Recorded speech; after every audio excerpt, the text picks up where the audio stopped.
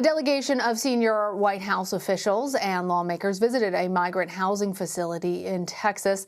The facility was opened back in February to house an influx of unaccompanied migrant children crossing the southern border. The Biden administration allowed one news camera into the facility after receiving criticism for restricting media access.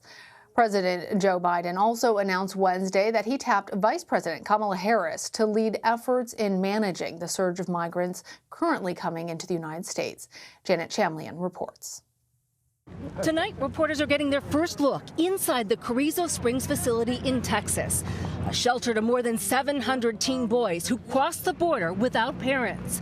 The image is highly sanitized compared to this footage, showing highly overcrowded centers.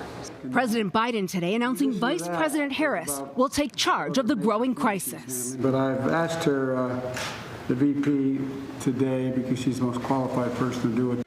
The number of unaccompanied minors apprehended at the southern border this month is on track to be the highest ever. The administration is struggling to house them, and Republicans are laying blame. It is an emergency. It is a crisis. It is one of their own making. CBS News has learned as many as 3,000 children will be housed at a San Antonio Coliseum. The administration now on track to open 7 emergency centers.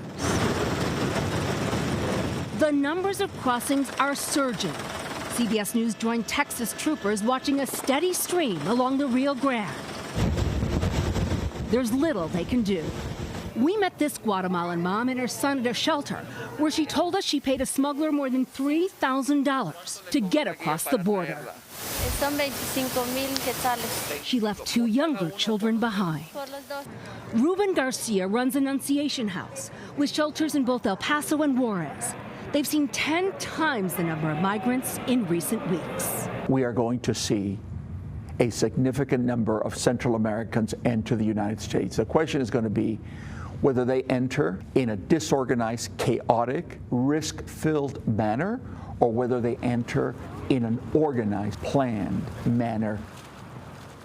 But for now, the issue is space.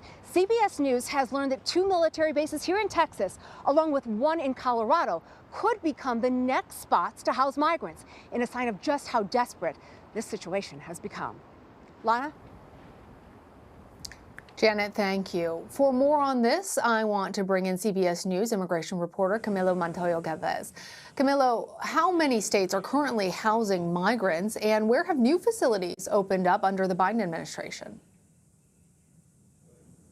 Good evening, Lana. The U.S. Refugee Agency within the Department of Health and Human Services, which is responsible for caring for unaccompanied migrant children until they can be placed with family members here in the U.S., operates more than 170 shelters across 22 states. But the Biden administration, Lana, is on track to open 7 emergency facilities in Texas and California to be able to accommodate the historic number of unaccompanied children entering U.S. border custody. We're on track in March to see more than 16,000 apprehensions of unaccompanied children in U.S. custody. That is an all-time record high. It's even higher than the previous record high in May of 2019, when more than 11,000 unaccompanied children entered U.S. border custody. So the Biden administration is converting convention centers in San Antonio, San Diego, and Dallas into makeshift shelters, and it is also repurposing former oil camps to be able to house some of these migrant children. These were camps that were used to house oil workers. So it is taking a lot of new approaches to try to deal with this evolving situation. And Camilo, as we saw, a group of White House officials and lawmakers visited a facility in Texas. Why is this one of the only times a camera has been allowed inside a migrant shelter under the Biden administration?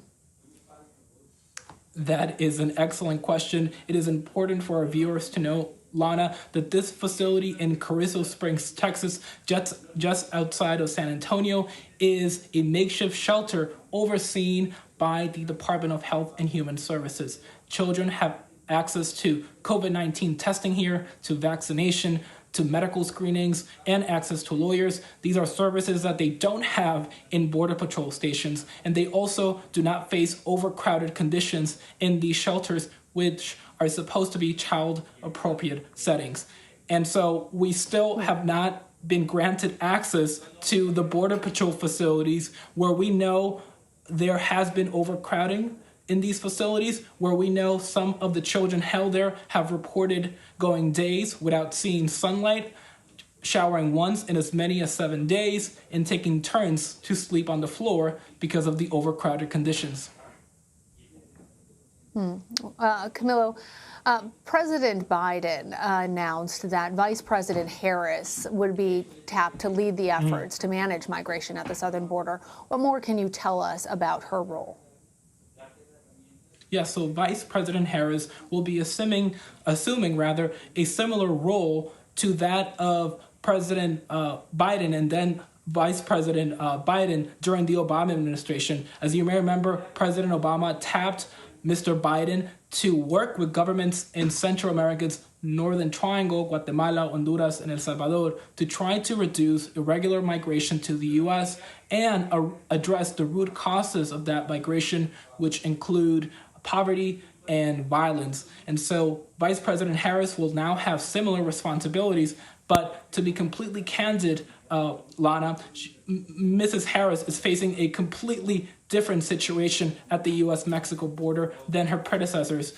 We are going to see, as I mentioned earlier, record numbers of unaccompanied children entering U.S. border custody, and the administration is scrambling to get them out of these inadequate Border Patrol facilities and into HHS shelters. All right, Camilo, thank you for monitoring the situation and joining us.